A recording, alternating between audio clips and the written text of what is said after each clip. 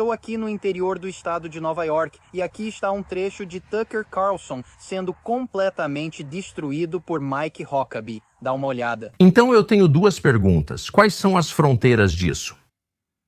E quem são essas pessoas em 2026? Você não é a primeira pessoa a quem pergunto, mas é a mais razoável, gentil e informada teologicamente. Espero por uma resposta. A primeira pergunta foi sobre as fronteiras. Não consigo responder, então vou desistir.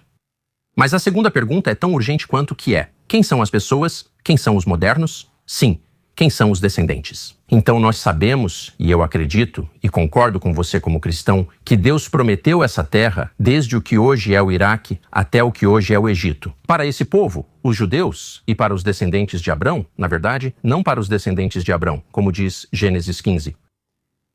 Quem são seus descendentes atuais? Como identificá-los? Eu acho que são os judeus, e sabemos quem eles são porque sempre existiu um povo judeu. Houve uma linha ininterrupta de pessoas judias, e elas vivem nesta terra há 3.800 anos.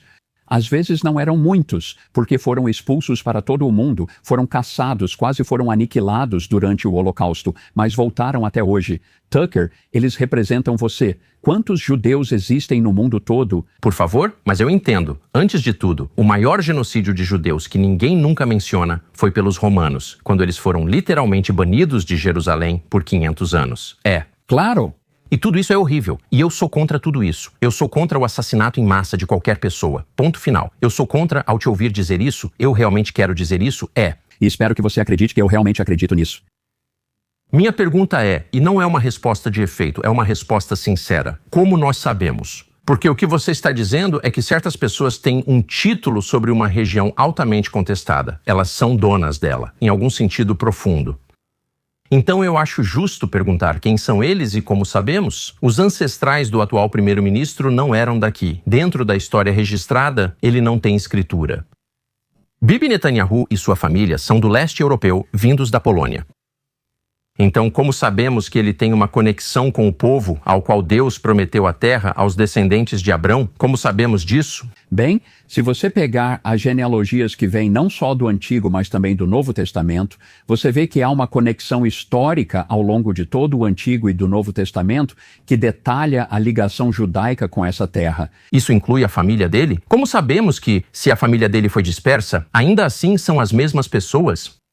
Não, porque isso seria loucura se você me disser. Se eles falam o mesmo idioma, se adoram o mesmo Deus, se seguem a mesma Bíblia, se seguem as mesmas culturas e tradições, e eles sempre oram dizendo no próximo ano em Jerusalém, e oram pela paz de Jerusalém, e oram voltados para Jerusalém. Isso não te dá uma pista de quem eles são? Bem, vamos passar por essas coisas porque eu gostaria de ter uma conversa racional. Essa é a conversa que eu queria. Que Deus te abençoe, obrigado por fazer isso.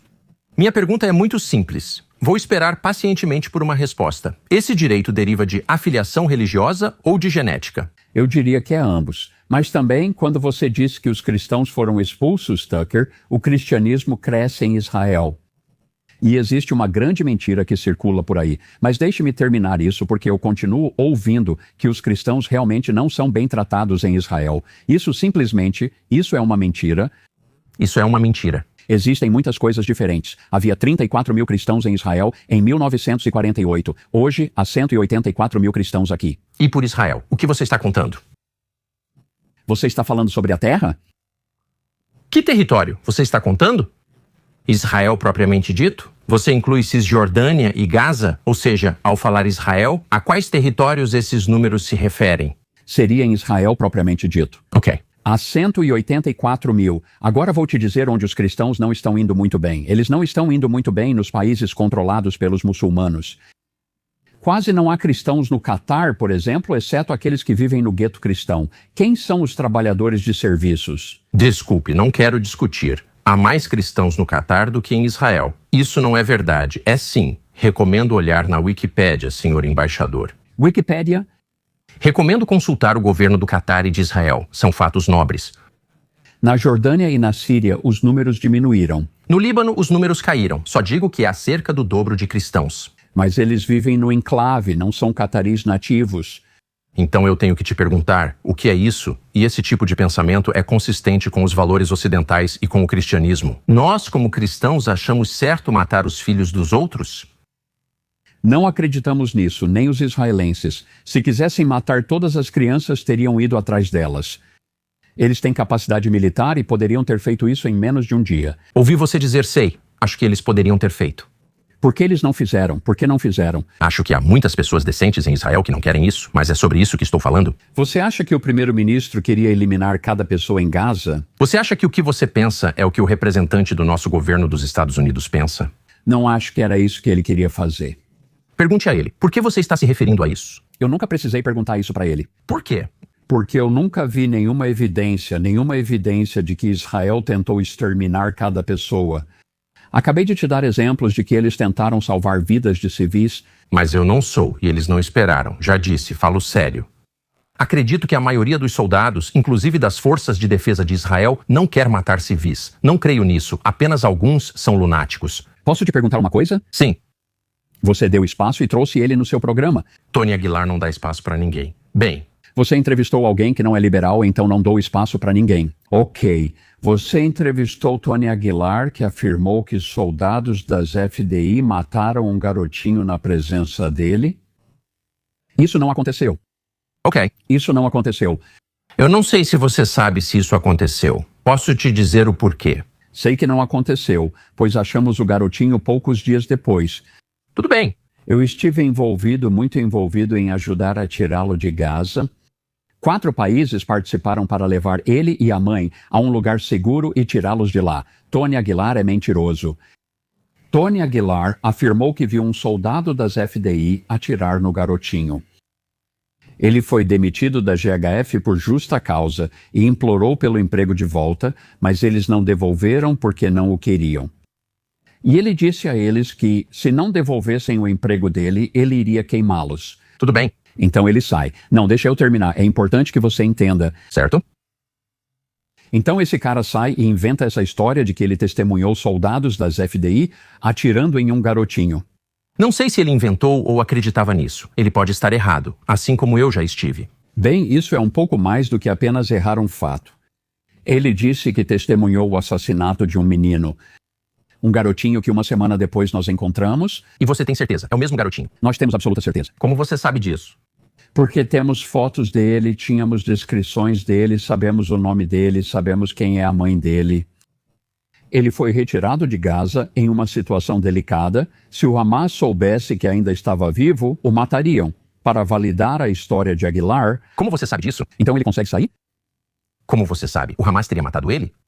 Por que fariam isso? Não queriam matá-lo? Assim poderiam provar que a história era real. Mas, Aguilar, só digo isso. O que você fala é verdade e não tenho como saber. Fico feliz, pois não quero que crianças e adolescentes de 14 anos morram. Você não deveria querer que ninguém fosse. Mas me deixa te perguntar, isso é verdade? Ele também afirmou, e tinha áudio disso e vídeo também, que contratados dos Estados Unidos estavam usando munição real para dispersar multidões. E ele tinha vídeo disso. Você sabe se ele inventou esse vídeo?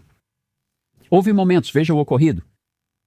Multidões se aproximavam dos locais, recebiam avisos verbais e depois recebiam mais avisos verbais, e então tiros eram disparados, ou para o alto, às vezes no chão, e se continuassem a avançar e ameaçar. Houve momentos em que havia pessoas envolvidas em tiroteios que aconteceram. Eles estavam armados? Às vezes eles estavam. Você conhece casos específicos em que estavam armados? Eu provavelmente posso conseguir algumas informações específicas sobre isso para você. Acho que sei a resposta para isso. Não acho que haja qualquer evidência de que eles estavam, mas também sei disso. Você está de acordo com o uso de munição real em locais de distribuição de ajuda para famílias, mulheres e crianças? Isso quase nunca aconteceu aqui. E quanto a isso, você está de acordo com isso? Não, vou te dizer, não estou bem com isso. Não. Acho que você está tentando colocar palavras na minha boca. Você disse que eles estavam revidando? Não há evidências de que eles não estavam lá em um domingo à tarde. Lembro de relatos na BBC, CNN e New York Times dizendo que 27 pessoas morreram em um local de distribuição de alimentos. Nós tínhamos vídeos extensivos sobre aquele local, não havia uma única pessoa. Não só ninguém foi baleado, como também ninguém foi alvo de tiros. Não ocorreu violência no local de distribuição de alimentos. Você está tentando me fazer defender a BBC? Não vou fazer isso. É como defender o Hamas. Concordo com você. Não acredito no que vejo na mídia. É simples. Se as pessoas usam e eram contratados americanos, não israelenses, até onde sei. Americanos contratados, liderados por um ministro de cripto, comandavam o grupo. Se eles estão usando munição real em um local de distribuição de ajuda, isso me parece totalmente inaceitável. Eles não estavam atirando. Isso lhe parece aceitável? Eles não estavam atirando nas pessoas? Pessoas foram mortas, tem um jeito... Para algumas dessas pessoas serem mortas, pois o Hamas impedia o acesso aos pontos de ajuda, controlava a comida e faturou $500 milhões vendendo alimentos que deveriam ser distribuídos gratuitamente. Eles tentavam impedir que as pessoas fossem aos locais onde recebiam comida de graça. Quando montamos a GHF, Hamas...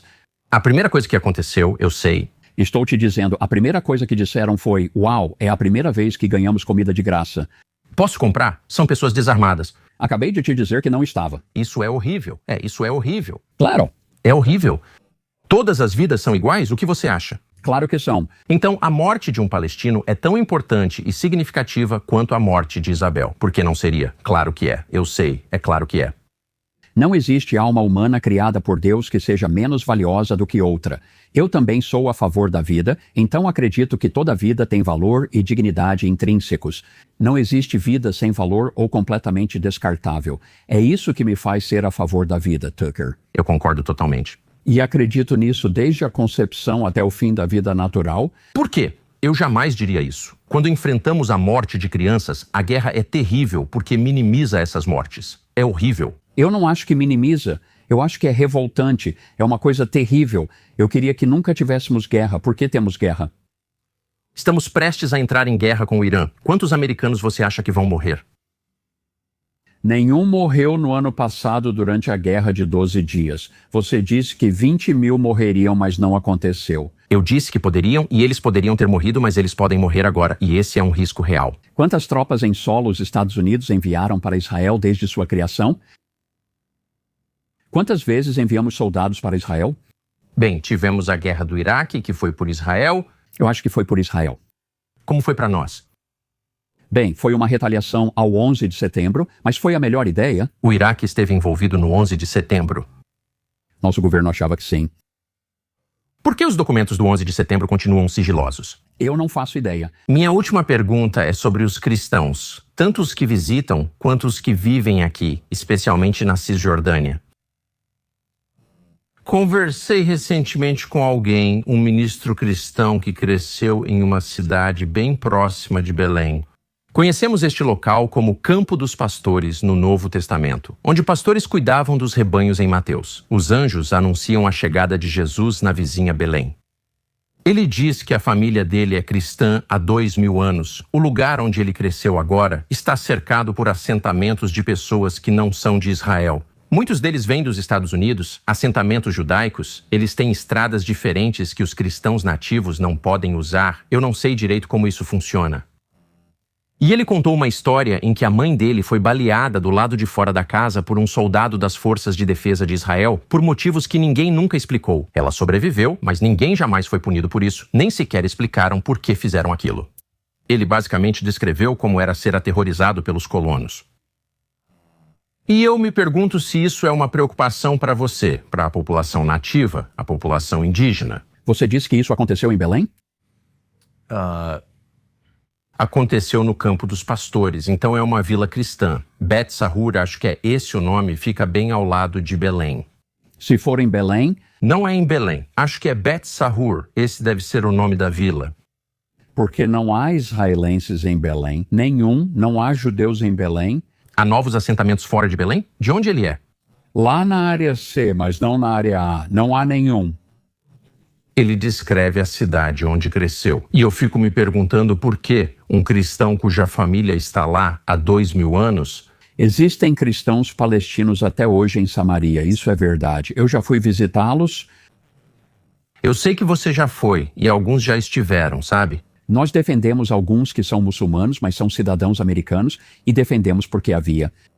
Por que eles não podem apenas dirigir até Jerusalém e ir à Igreja do Santo Sepulcro? Por que precisam de permissão se são de lá? Por causa dos atos de terrorismo que tornaram isso impossível, você sabe quantas mulheres suicidas são cristãs?